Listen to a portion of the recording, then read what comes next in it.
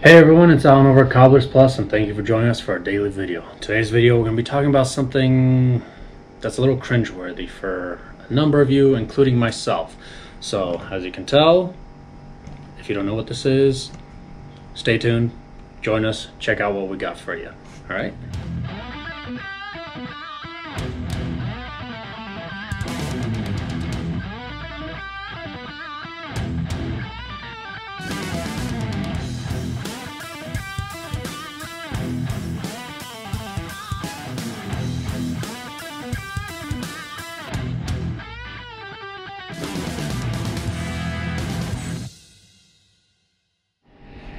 Now in today's video, like I mentioned, we're talking about something that's for a number of avid shoe enthusiasts, cobblers, everybody who does high-end footwear, who love the quality builds and everything. They're really disgusted by these. This is, I mean, if you like them, by all means, that's your decision, that's fine. But if you've got a really beautiful, nice quality pair of shoes or boots or whatever it may be, don't put these on. Just don't. If it's a everyday wear shoe, something you'll kick around, by all means go for it. But regardless, this is what we're talking about. We're talking about heel plates.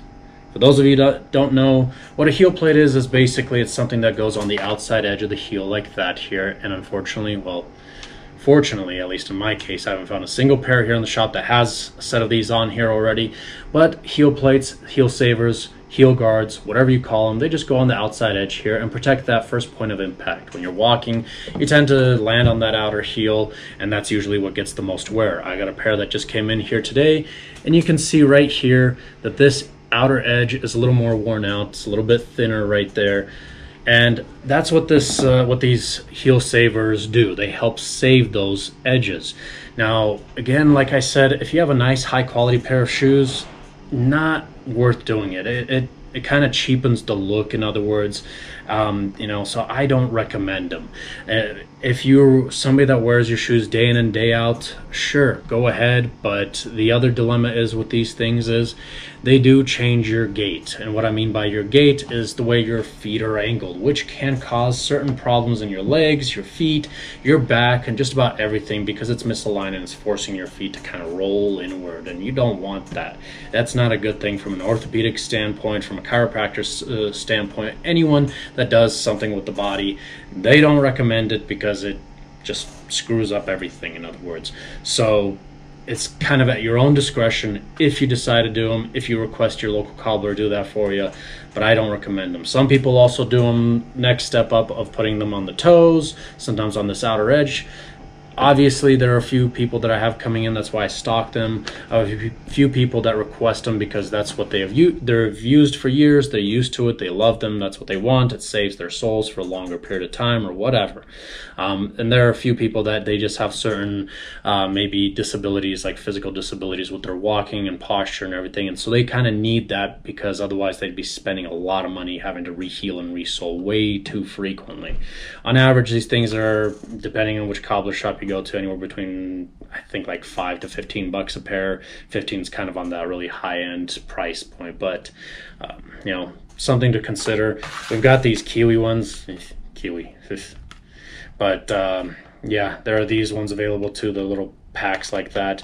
And there are also metal ones, which are terrifying. Obviously, I know they're terrifying. Like, they're slippery. That's first point of impact. They slide, they slip, and everything. You can be all over the place. Might as well be ice skating.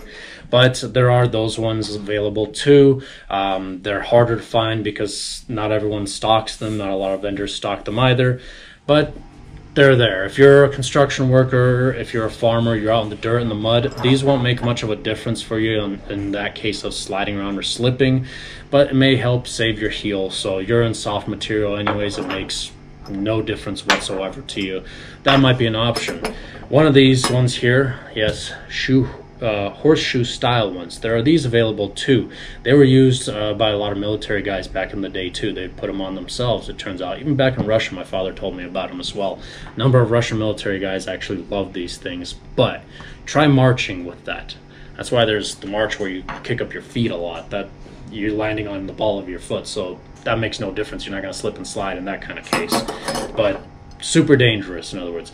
If you're into motorcycle riding and you want to kick off some sparks, might be a cool thing, but extremely dangerous, because if you wear out through the nails here, or screws, or whatever we use to put them on, basically depending on the types of material, if you wear through those and you're on a motorcycle trying to stop and you're dragging your heel, imagine that thing flinging off and flying back and hitting either the other guy riding a bike or the car behind you.